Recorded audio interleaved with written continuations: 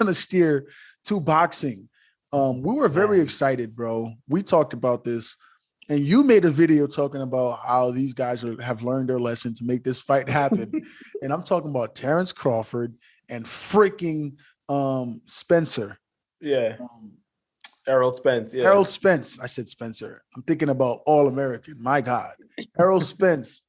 Reports are now that they're going to steer into a different direction and those guys are going to make other fights happen, which tells you the money, which was being the biggest negotiation tactic, is not right. The pay-per-view, whatever it is, and the politics of boxing, of different promoters not wanting to give in to make these fights happen, is hurting boxing.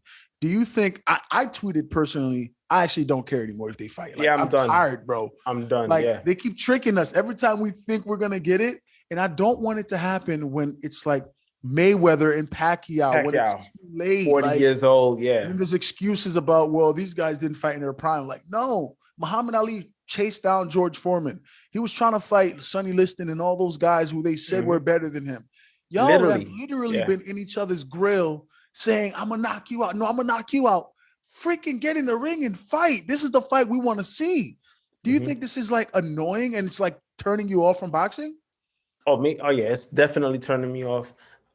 I'll use this comparison. It's like the player empowerment era in the NBA, right? So back in the day, boxing, you had the Don Kings of the world, Bob Arum, all these guys. Their main objective was to make fights. Nowadays, the boxers, they have so much power that they're really picking and choosing who they want to fight, right? So when you have this situation, which is mind-boggling to me because this is the type of fight that will probably get a trilogy. I was about to say, right? You fight and two more times. That's what I'm saying. And the bags will only get big. So if you guys go out and perform the first fight, second fight is going to double what you made. Third fight is going to quadruple. So at the end of this trilogy, each guy should walk around with like anywhere between 100 to 200 million. Facts.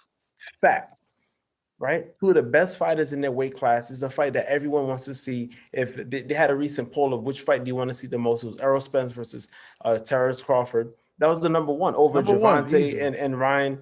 So but they're not making the fights happen. So to me, it's just bad advice. It's too much ego, it's too much politics, and it's too much bad advice because this is a fight, like we said, is going to go 3 fights. Yeah. First fight is gonna be off the chain, great fighters, and you're gonna walk away with over what $150 million. Like, what more do you want at this point? So it's just bad advice all across the board. Yeah, I'm like, why don't these guys just want to like again? I know that again, promoters have a lot to say, but like you said, players, I mean, the boxers are the ones who ultimately make that call. When do you just say like, nah, bro, I gotta forget that. I gotta just prove to this man that I'm him.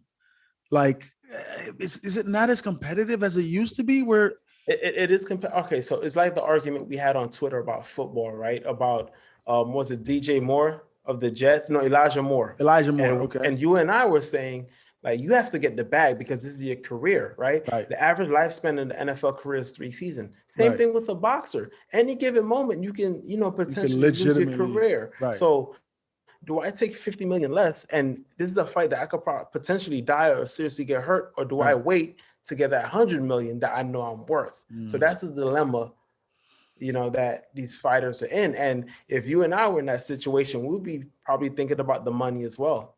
Right. Oh, of course. Of course. No doubt about it, especially with the kind of money they talking. Absolutely. And another thing that people have to understand is this is not the heavyweight division where there's, let's be honest and say, there's 8 great fighters in the heavyweight division. I don't know 8, but I'll take your word for it. Let's just say 8. But it's really like 5 or 6. Right. The 147 division, like from 135 to 147, you got tons of fighters, bro. Yeah. So he's like, if I don't fight Errol Spence, let me go fight this guy and I'll still make my bread. Yeah. So you're always going to have that potential to fight other people like a Sean Porter, like a Keith Thurman. Those 2 guys aren't the make or break of their division if they don't fight each other because they have options.